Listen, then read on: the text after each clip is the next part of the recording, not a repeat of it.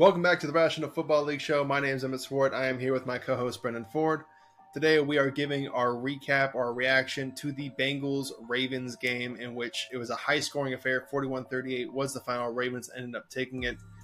B, you kind of asked me this question off screen. I thought this needs to be something we bring to camera. I want other people's inputs on it. So if you're a Bengals fan watching this, please go down to the comment section. But B, is it time for the Bengals to sell? I know it's a weird question because they just had a great game putting up 38 points, but where we're looking at in the division, they're 1-4, they're 0-3 in the division, I believe, right now. What are your thoughts? Is it time to sell for Cincinnati? I mean, honestly, man, it might be, which sucks to say, and that's why this game on Sunday was a heartbreaker, because it was kind of their last chance to kind of get things right. I want to say last chance. Obviously, we're about to be in week 6. We just completed week 5, so there's a whole lot of ball left. But the probability of making the playoffs from a 1-4 start is pretty damn low, right? I know we had conversations about, do you pay both T. Higgins and Jamar Chase? You pay one or the other, or maybe do they let a defensive player walk away, right? Do they trying to deal maybe like a Trey Hendrickson at the deadline, or I don't know what Sam Hubbard's contract is like, but I mean, starting 1-4, I hate to say it, but you have 1 foot in the grave for the first season. It's kind of hard to climb out of that like hole. Yeah, God, I'm right there with you. It's tough. It really is tough to sit here and after a game like this say, hey, yeah, it's time to sell.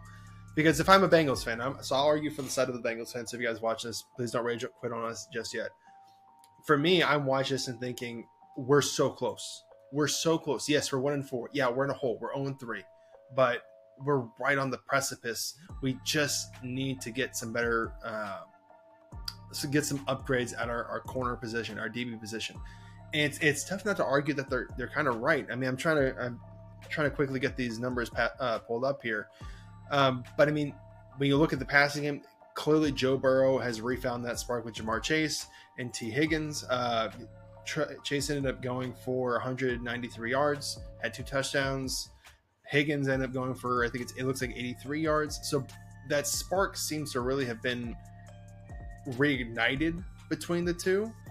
But it's a matter of, can the Bengals stop teams? I mean, I haven't been able to see it yet, and this is a great opportunity. You go into this game where it looks like they had a chance to seal it away. I think they were up 38-35 late in the game.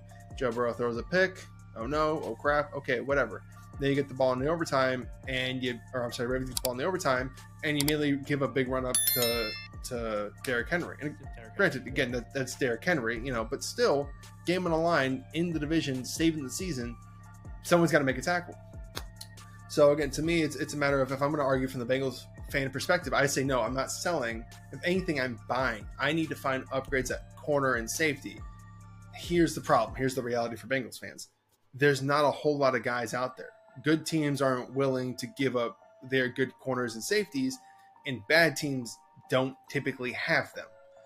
So, but to kind of also mention about what you said about signing Chase and signing Higgins and keeping everyone, we do have a video on the channel. I do recommend you go check that out, where we did map out a situation where the Bengals can pay them all and keep the band together. But to your point, B, it is a matter of, at some point you need to look in the mirror and say, is this worth keeping together? When you give up 41 to the Ravens and you're 1-4, 0-3, at what point do you start playing the draft position game? Yeah, exactly. And, it does suck how overtime played out, because the Bengals were gifted a present from the Ravens. When Lamar Jackson fumbled the snap, the Bengals got the ball back, and then that missed kick, that's like a gut punch right there. But to that point, it's like the Bengals, again, still had a chance to win that game. And I'm not putting any blame, at least that much blame, on Joe Burrow. He played out of his mind. 30 for 39, almost 400 yards, 5 touchdowns, and then 1 pick. But he played out of his mind. You can tell. That was a playoff game for them. But then I know this, kind of quickly going over to the Ravens right now. Lamar Jackson put on a show. Yeah, his completion percentage wasn't all that great. 26 for 42 for 348 yards and 4 touchdowns. And then he also added 55 yards rushing on there. So you're looking at close to 400 total yards from him. He played great. Now I'm actually really concerned about that Ravens defense though. They gave up 38 points. That seems a little bit odd. So I don't know what was going on there. But the Ravens offense scored a lot more points. I really thought. I mean, not like the Ravens offense was bad, and I think they were bad.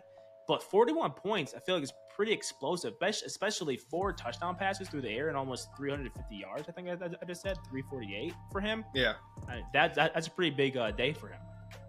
Yeah, I think again it kind of goes back to what I was just kind of mentioning.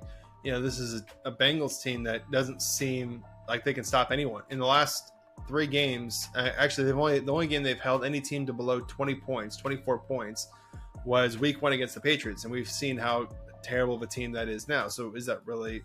I'm sorry, they held the Patriots to 16 points. So how much of an accomplishment is that really? The Chiefs put up 26 on them. The Commanders dropped 38. The Panthers dropped 24 or put 24 up on them, depending on how you want to word that. And then the Ravens obviously now put up 41. They seem like they're sliding backwards.